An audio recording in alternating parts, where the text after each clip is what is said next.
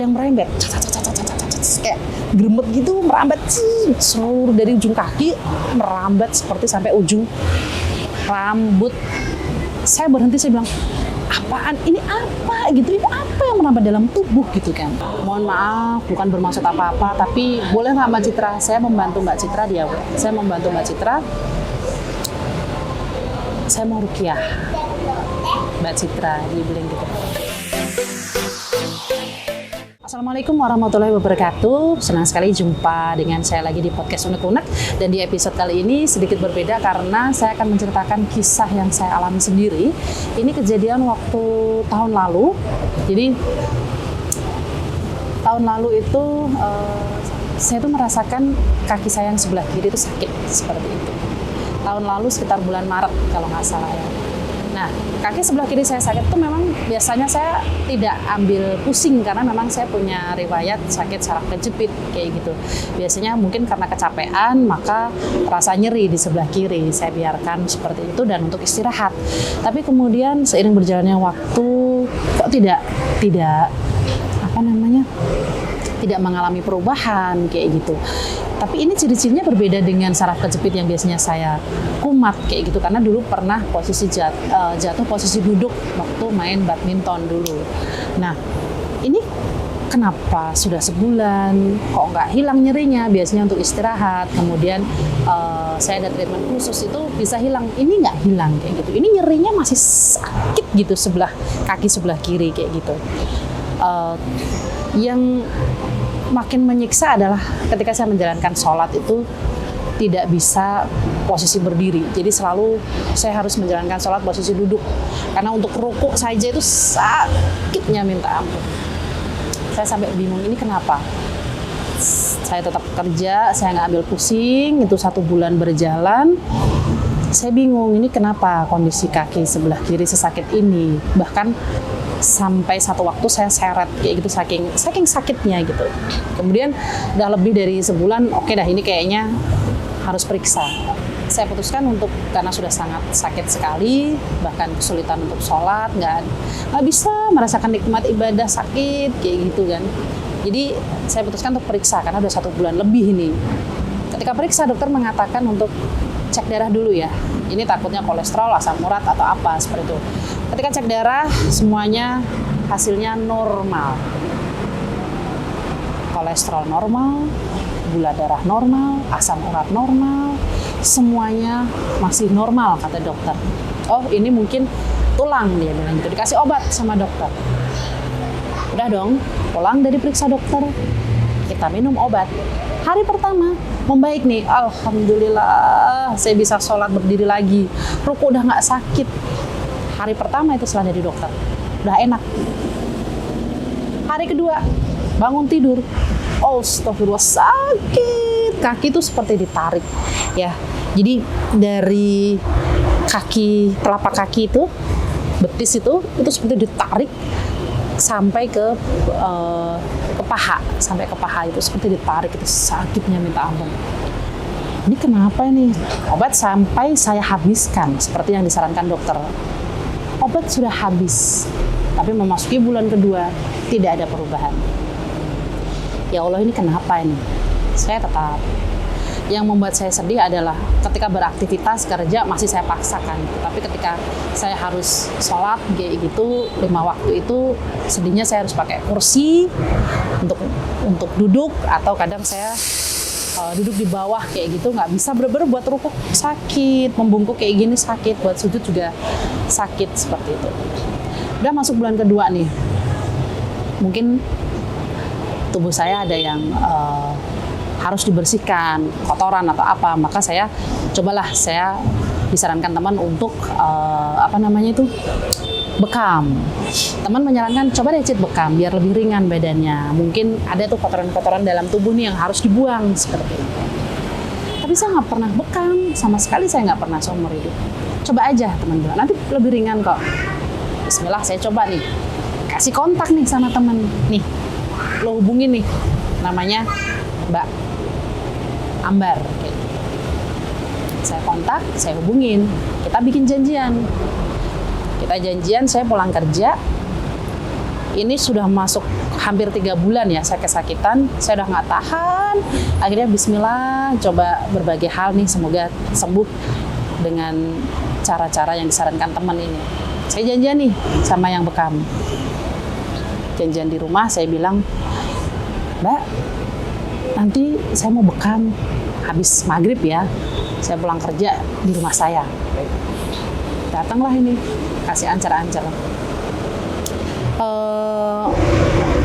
Mbak yang bekam ini datang, pertama ketemu, waktu itu kan dia nelpon, Mbak Citra, saya bingung nih, saya ada depan gapura. Akhirnya saya keluar, saya jemput, saya antar dia ke rumah.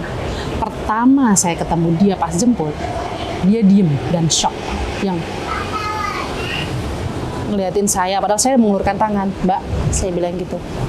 Dia bilang, salaman, saya bilang saya Citra, dia memperkenalkan diri, yang diem gitu. Udah saya ajak masuk rumah, ayo Mbak, masih masuk dikit lagi, motornya bawa aja ke dalam. Dari gapura itu masuk sedikit aja, sampai ke depan rumah saya, duduk. Saya kasih hidangan dulu nih, Mbak, ini minuman di unjuk rumiin, kalau orang Jawa kayak gitu, diminumlah itu. Orangnya masih ngeliat saya dengan, saya nggak nyaman diliatin sama mbaknya yang bekam, kayak gitu nggak nyaman. Dia nanya, Mbak Citra sudah periksa? Sudah, bahkan 2 kali setelah yang tadi saya dari dokter, saya masih kurang membaik. Di bulan ketiganya, saya ke rumah sakit dan itu dicek darah lagi, semuanya normal. Saya bilang, saya tunjukkan, ini Mbak, ini dari dokter yang pertama, bahkan ini sampai ke rumah sakit pun semuanya kondisi darahnya normal. Dikasih obat, hanya sehari membaik dan itu sakit lagi. Sudah, dia mempersiapkan nih, masuk ke kamar. Mbak, kita mau bekam di mana? Di ruang tamu ini atau di kamar? Di kamar aja Mbak. Saya ajaklah dia tuh, yang bekam ke kamar, cek. Sambil dia membersihkan peralatan bekamnya, dia bertanya, Mbak Citra, ya, Mbak Citra mau nggak saya deteksi non medis? Maksudnya apa? Saya bilang gitu kan. Ya siapa tahu ada gangguan non medis yang mengganggu Mbak Citra, dia bilang. Ya antara percaya nggak percaya, cuman nggak pernah hal yang kayak gitu ya. Maksudnya, ya nggak pernah mengalami hal seperti itu, sama sekali nggak pernah. Dan apa sih Mbak? Nggak lah, saya bilang gitu. Oh, karena Mbak Citra sudah 2 kali medis dan ternyata nggak ada perubahan kayak gitu. Jadi takutnya ini adalah gangguan non medis seperti itu. Jadi dia menawarkan untuk, Mbak Citra kan udah periksa ke dokter, rumah sakit, hasilnya normal. Saya hanya menakutkan ini adalah gangguan medis. Awalnya saya tolak karena saya takut berurusan dengan hal seperti itu, takut dan belum pernah mengalami sama sekali. Pikir gitu, sambil dia membersihkan alat-alatnya, saya pikir gitu, coba aja kali ya, mungkin ini kan udah 3 bulan nggak ada perubahan sama sekali. Saya ingin merasakan nikmat ibadah, ya Allah, susah banget sholat untuk berdiri, itu yang paling saya sedih kayak gitu. Udah, akhirnya oke, saya setuju nih untuk dideteksi non medis. Disuruhlah saya duduk di atas kasur saya, bersila. Mbak Citra bersila, kemudian tangannya seperti ini dan ikuti doa saya. Dalam hati sebenarnya menolak gitu. Apaan ini, saya bilang, karena saya takut gitu kan. Udah, bismillah lah ya Allah, bismillah, saya ikhtiar, saya pengen sembuh, saya pengen bisa sholat normal lagi. Niat saya seperti bersila gini. Saya ngikutin tuh, disuruh ngikutin bacaan-bacaan dari mbaknya yang bekam tadi. Saya ikutin, tiba-tiba saya berhenti, saya pejamkan mata, disuruh pejamkan mata. Saya berhenti di bacaan, di tengah bacaan tuh saya berhenti. Mbaknya yang bekam bilang, Mbak Citra lanjutkan. Saya berhenti. Karena apa? Di ujung telapak kaki saya itu saya ngerasa ada sesuatu yang geremet. Kalau orang Jawa geremet tuh ada yang merambat gitu. Dari kaki saya yang bawah itu, ujung kaki itu ada yang merembet. Kayak geremet gitu, merambat seluruh dari ujung kaki, merambat seperti sampai ujung rambut. Saya berhenti, saya bilang, apaan? Ini apa gitu? Ini apa yang merambat dalam tubuh gitu kan? Saya berhenti, terus kemudian mbak yang bekam bilang, Mbak lanjutkan, selesaikan segera. Akhirnya saya ikutin lagi bacaannya. Sebenarnya dalam hati yang cukup hati itu udah ngerasa yang berhenti baca kayak gitu. Tapi karena ada dorongan dari mbaknya yang bekam, akhirnya saya lanjutkan. Selesai itu bacaan, sudah suruh buka mata. Ditanya lah waktu itu, apa yang dirasakan Mbak Citra? Saya bilang, ini ada yang jalan dari ujung kaki sampai ujung rambut kayak gitu. Ini apa Mbak? Saya bilang kayak gitu. Terus dia bilang, dia senyum. Oke Mbak, yuk kita bekam. Dia bilang gitu. Udah buka itu baju, bekam tuh dari belakang. Saat dibekam semua, Mbak Citra kuat karena biasanya orang bekam tuh hanya titik tertentu. Masih kuat kok, masih kuat. Itu kata dia, orang bekam pertama kali itu hanya beberapa titik. Tapi saya dari ujung kepala sampai ujung kaki semuanya dibekam. Dan ketika dia bekam, dia ngomong seperti ngomong dengan orang. Saya bingung. Dia bekam sambil bilang gini, nggak apa-apa kok, saya tuh cuma mau bantu doang biar mbaknya sehat. Dia ngomong gitu. Saya doa dong. Mbak ngomong sama siapa? Mbak ngomong sama saya. Saya bilang gitu kan. Terus dia bilang, enggak, ini kok sama yang ikut Mbak Citra. Shock dong saya. Yang ngikut. Yang ngikut gimana? Pertama kali saya lihat Mbak Citra itu ada yang ngikut Mbak Citra. Dia bilang kayak gitu. Antara percaya dan nggak percaya. Saya bilang, hah? Ini ada yang nempel ngikut Mbak Citra dan dia nggak suka dengan saya di sini. Dia bilang kayak gitu. Jadi saya jawab, saya hanya mau membantu Mbak Citra sehat. Sudahlah. Saya bilang, udahlah, dilanjutkan itu bekam, selesai. Pagi hari saya bangun merasa sedikit ringan, badan udah enak banget nih, ringan. Saya kerja tuh pagi di WA sama mbaknya yang bekam. Mbak Citra gimana kondisinya? Alhamdulillah Mbak sudah membaik, tapi kaki masih berat. Saya bilang gitu. Ya WA lagi, mohon maaf bukan bermaksud apa-apa, tapi boleh nggak Mbak Citra? Saya membantu Mbak Citra dia. Saya membantu Mbak Citra. Saya mau ruqyah Mbak Citra, dia bilang gitu. Ternyata dia itu terapi ruqyah juga. Dia menawarkan bantuan untuk meruqyah saya. Saya tolak.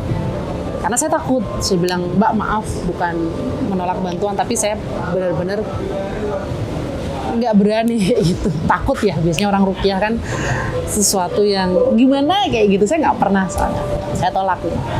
Enggak lah, saya berdoa terus sama Allah. Ya Allah berikan kesembuhan terus. Ya Allah berikan kesembuhan terus tuh. 3 bulan berserang saya udah nggak kuat. Masuk ke bulan 4 itu kaki masih belum ada perubahan. Akhirnya saya waktu itu calling teman saya yang memang punya sensitivitas kayak gitulah, atau indigo atau apalah itu namanya. Dia bisa melihat. Dia nanya, lu habis main dari mana Cik? Hah? Maksudnya?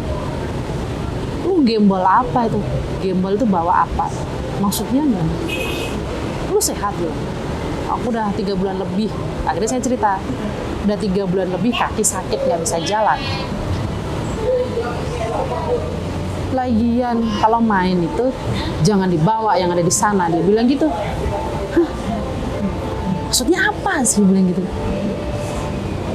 Lu tuh ditempelin itu sama suster ngesot dia. Astagfirullah, maksudnya kakimu itu, dibilang gini. Kamu habis main dari mana? Ya sudah 3 bulan lebih nggak ngerti ya itu dari mana, kan banyak tempat, apalagi syuting juga di mana-mana, bilang gitu kan. Udahlah, saya nggak ambil pusing itu. Habis teleponan, kangenan udah selesai. Udah tuh. Tiba-tiba teman saya satu lagi, dia juga punya sensitivitas kayak gitu, nelpon. Mbak Citra gimana kabar? Baik? Kenapa? Enggak, saya cuma mau ngasih tahu doang. Saya nggak ngerti ya, mereka itu mungkin bisa merasakan atau gimana, pertemanan kita sangat dekat banget gitu. Dia telepon bilang, Mbak Citra kakinya sakit, dia bilang gitu. Hah? Kok bisa tahu? Kenapa sih? Tuh buat gandulan kakinya. Hah? Di situ saya benar-benar shock yang Ini udah 3 orang yang ngomong, banyak yang bekam. Sahabat saya ini. Dan satu lagi, ini sahabat cewek saya dan ini sahabat cowok saya yang punya sensitivitas ini sama-sama bilang, lu ditempelin suster ngesot. Dan yang satu bilang, lu digandulin cewek di kaki. Ya Allah, ini antara percaya dan nggak percaya, tapi mereka memang ada gitu. Akhirnya karena sudah 3 orang ngomong seperti itu, sudah saya tanya ke teman, apa yang harus saya lakukan? Lu baca aja, yang teman saya pertama ini, lu baca surat ini dalam Al-Quran. Lakukan setelah maghrib setiap hari. Teman saya, sahabat saya yang cowok ini juga, dia bilang, lu baca, beda suratnya. Lu baca, lu ambil air putih, baca surat ini, lu minum, dia bilang. Pokoknya dua-duanya gue lakuin semua. Dua-duanya saya lakuin semua pokoknya. Bismillah, saya ikhtiar ya Allah, saya bilang. Saya lakuin tuh habis maghrib. Pulang kerja, setelah ditelepon kedua sahabat saya lakuin. Bangun tidur paginya dong, udah ringan banget. Kok enteng nih, kaki nggak sakit, nggak nyeri. Dah, saya berangkat kerja. Besoknya saya ulang lagi. Ngaji lagi yang disarankan 2 teman saya. Alhamdulillah, sudah ringan. Saya bersyukur ya Allah. Saya coba nih. Aduh, ini jangan sampai saya rukuk ketarik nih, kaki sakit banget. Tapi saya coba, bismillah. Saya ambil wudhu, sholat maghrib. Suami saya udah nyediain tuh kursi. Nggak usah pakai kursi, kayaknya udah enakan kaki. Coba nih, sholat. Rukuk. Udah worry banget nih, kaki bakal ketarik udah yang gitu.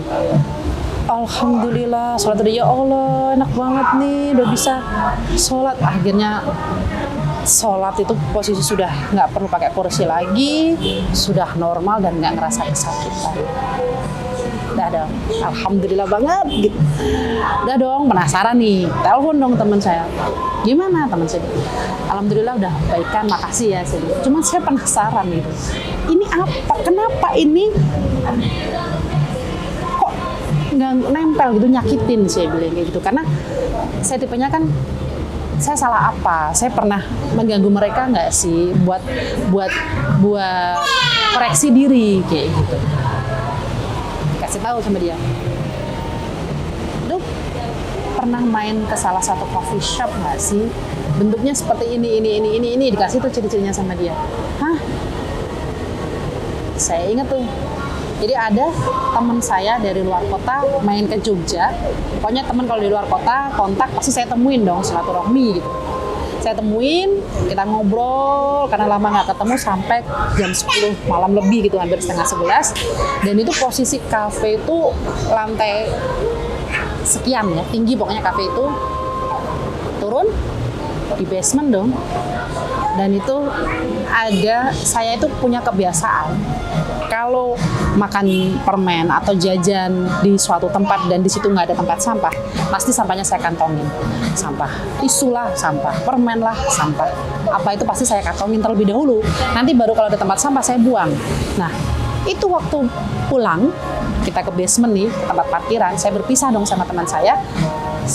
Saya ngerasa saku saya ada yang kayaknya penuh sampah nih. Saya gimbal, saya keluarin, oh sampah tisu, sampah permen kayak gitu biasa, sampah air mineral gitu kan biasanya. Saya taruh saku, saya ubel-ubel, saya padatkan gitu. Saya lihat ada tempat sampah di pojok, saya lempar. Dan nggak tepat bisa masuk ke lubang tempat sampah itu. Itu jam setengah 11 malam itu di parkiran basement yang gelap, yang penerangannya tidak terang banget seperti itu. Dan saya berpikir, besok paling dibersihin juga sama OB-nya atau yang bersihin gedung ini. Saya mikirnya kayak gitu. Saya ambil motor, saya pulang lah. Dan ternyata itu kata teman saya yang keteledoran saya, katanya membuang sesuatu di tempat yang ciri-cirinya dia sebutkan tadi. Dan saya ingat bahwa itu memang saya lakukan. Dan saya membuang sampah yang hanya pas saya lempar itu tidak pada lubangnya. Ya Allah, saya bilang oke, aku nggak akan ngulang lagi hal seperti itu. Padahal saya orangnya yang bukan orang yang buang sampah sembarangan, tapi tetap kita tidak pernah tahu ya, teman-teman, kita tidak pernah tahu apa yang akan terjadi karena kita hidup berdampingan juga dengan mereka yang tak tampak oleh kita, dan kita harus berhati-hati. Pesannya ya jangan buang sampah sembarangan, jadi harus benar-benar buang ya harus ke lubangnya kayak gitu. Mungkin kesalahan saya juga yang melempar, dan itu ketika tidak masuk ke lubang sampahnya, itu tempat sampahnya tidak saya ulangi untuk mengambil dan membuangnya. Itu mungkin juga kesalahan saya, dan itu bisa jadi pelajaran untuk kita semua. Dan itu semoga menjadi pembelajaran kita semua dimanapun kita berada, kita hidup berdampingan dan harus menjaga sikap kita. Sehat selalu. Assalamualaikum warahmatullahi wabarakatuh.